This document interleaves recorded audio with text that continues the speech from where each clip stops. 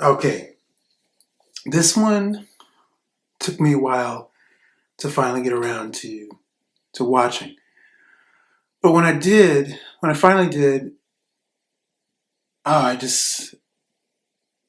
I finally saw what all the fuss was about. Of course, I'm talking about RRR. Let's discuss.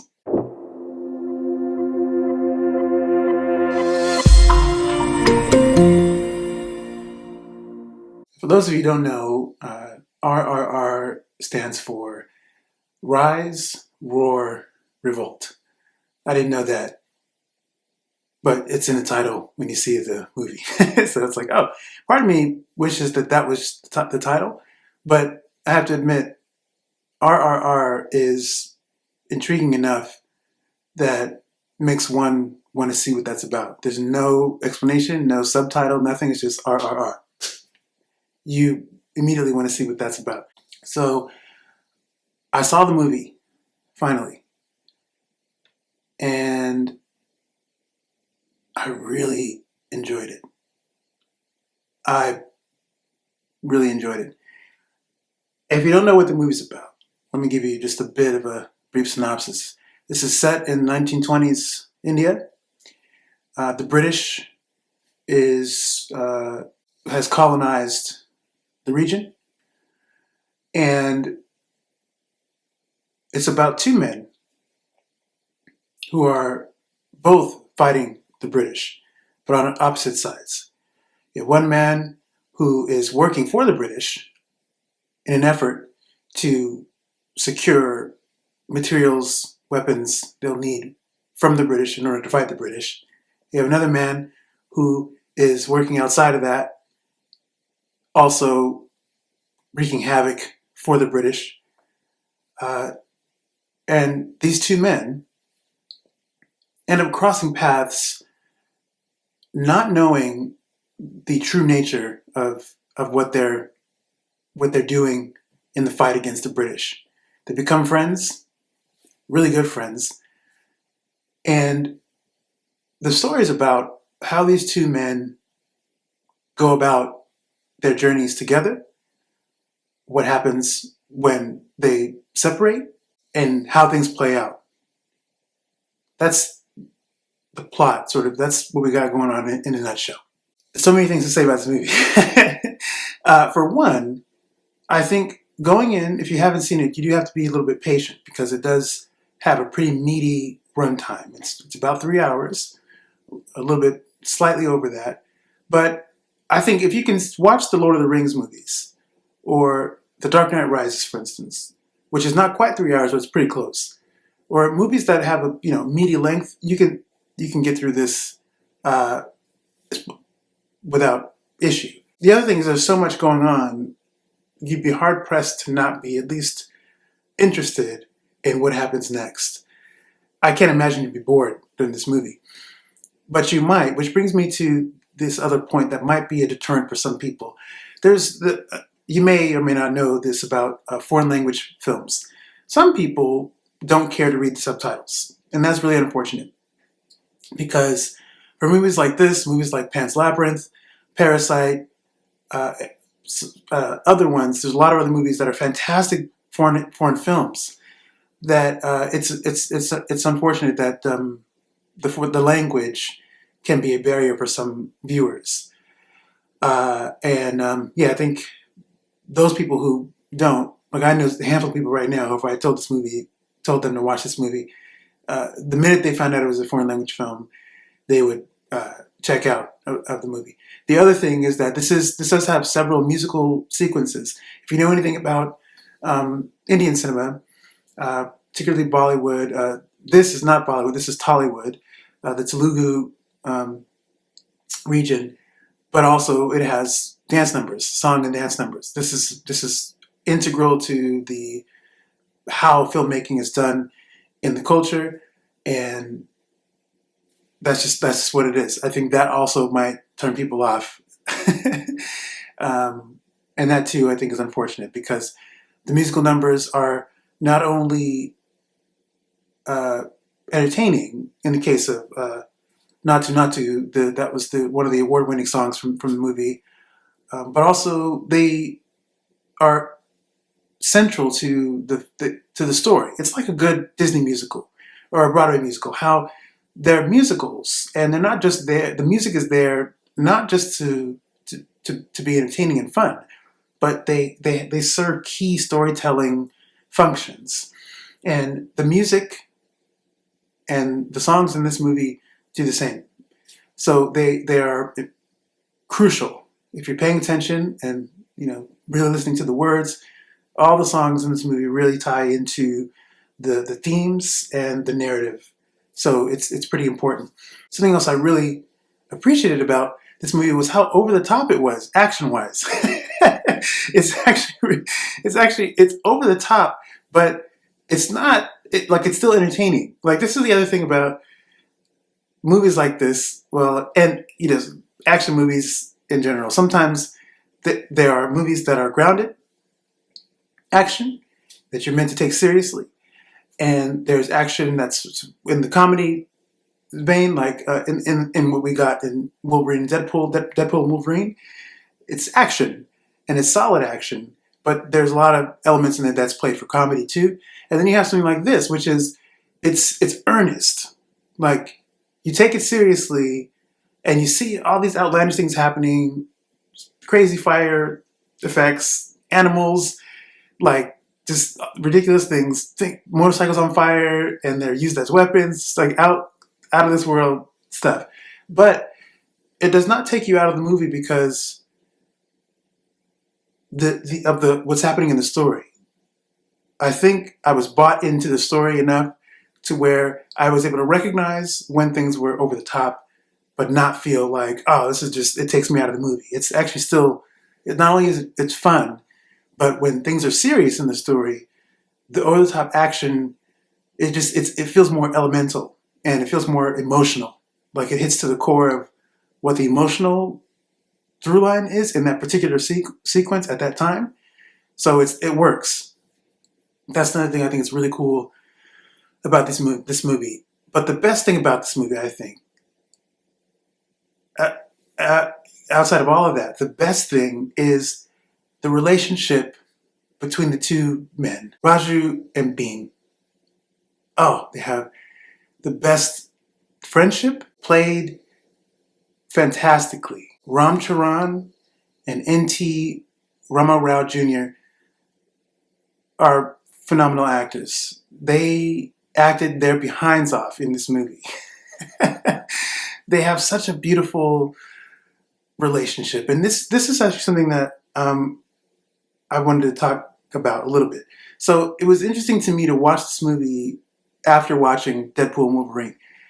Both movies are at its core have to do with the relationship between these two men. So Deadpool and Wolverine, let's be honest, we're not going to this movie for the plot. This movie is just about, it's an excuse to get Wolverine and Deadpool together in a movie and see what happens. There's great chemistry there, and it's a fun experience to watch the two of them play off of each other. And in this movie, at the heart is the relationship between Beam and Raju, and how it feels more meaningful here because there's more time for the relationship to develop, and it's genuine, and you see a lot of really just warmth between the two men and really genuine interactions. This is one thing you don't see too often in movies today, certainly not as much in the West, which is the idea that two men can be really close and have it not be played as something that's like homoerotic, or not have jokes be made about how close it is to being sexual or romantic or whatever it is. When it's perfectly, what's wrong with having two men being intimate and genuine, and it's not sexual and it's not particularly romantic. It's like Deadpool and Wolverine played that angle up. Like, there was hints and references to this is partly because Deadpool is a character made a lot of sort of sexual jokes, and the jokes around the dynamic between Wolverine and Deadpool sort of suggested, uh, homoeroticism and things like.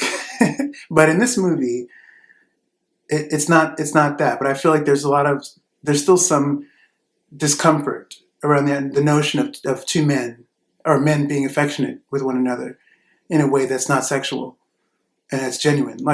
So most of my friends are women, and so it's different with women. But I do have a handful of male friends where we hug and there's genuine like touch, and it's not like weird. No one's being weird about it. It was really nice to see that reflected in this movie, where you can see how the two men care about each other and they're trying to really help each other. It's just, I was really pleased to see that, and it reminded me of Lord of the Rings movies. If you pay attention to that kind of thing, that's the other thing I think is cool. As great as those movies are, one of the best things about it is that it's not afraid to show male intimacy, and it's just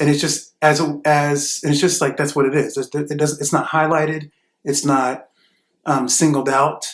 It's just there, and it feels that's like the most natural thing. Which, by the way, it's in the books too. If you've read the books, you see that there too.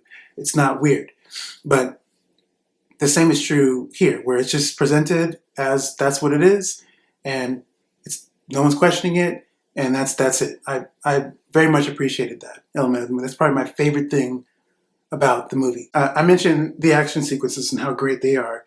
They're well choreographed, and they just have such a style to them that is unique to this movie.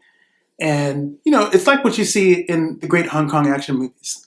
There's a style that's unique to those films, and it can feel over the top, but you don't question it because you're in the moment of what's happening in the story, but you're also mesmerized by the magic of what's on screen. You're mesmerized by the choreography and how well executed it is. And there's a tremendous amount of respect, I think, for the work that goes into to crafting something like that. And by extension, going back to one of the centerpiece dance numbers, I think the Natu Natu, which I think it is the centerpiece dance number of the movie. That, if you know anything about that sequence, the choreography that went into that, very much like an action sequence. And it is that, in a way. It is action. It's just dance. It's dance too. And the costume design is ridiculous. Like and then everybody is beautiful. Everyone's just photographed beautifully, and everyone looks beautiful. Speaking of beauty, the two lead actors are beautiful men. They're just like, not only are they handsome, but the movie knows what to do with them. Like, it knows how to negotiate their juice. You know what I'm saying? Like, it's yeah. If you are curious about this movie and you haven't seen it, I think check this movie out, because it's an experience. Also, I have to call out Ray Stevenson, who we lost recently. He was delightfully hamming it up. It seemed like he was enjoying being one of the main villains here, and he was good. If you haven't seen this movie and you're looking for something fun, something emotional, and something overall entertaining, do yourself a favor and check out RRR, because it really is a tour de force with great character dynamics, and it does a great job of building up both characters. This is not this very much feels like it's two movies almost. It's the story of two men in one big. It could have easily been a miniseries. I think you could have stretched some of the stuff out longer, but because it is as long as it is, it's like you're getting a full. It's almost like you're getting maybe it's like a 3-part. It's like a miniseries that you're watching all in one thing. This movie could have been broken up into a couple different parts, but it doesn't shy away from giving each character a rich foundation upon which to build the story around. It's actually really cool. Like it does a really good job at establishing characters and what they're about and why they're doing what they're doing. It's a good, just from a technical standpoint, from breaking down like the narrative of it. The narrative is what it is, but the character stuff is really, really good. And it's just very well shot and well acted. I thought this was this was worth the time. I was not disappointed by by the time, and it went by. The 3 hours went by really quickly. So you might enjoy it if you're open to that kind of stuff. Again, you might need to be patient because it's a good ride. It's a long ride. So, but you don't feel it. So something to think about. I think that's going to be it for this conversation. If you stuck around this long to the end of my, gush fest about this movie, thank you for taking the time to do that. You could be doing a whole bunch of other things, but I appreciate you taking the time to hang out with me for a little bit. So check out RRR. Let me know what you think. I'd love to hear your thoughts. In the meantime, I gotta get out of here. I will see you a little bit later. All right. Cut.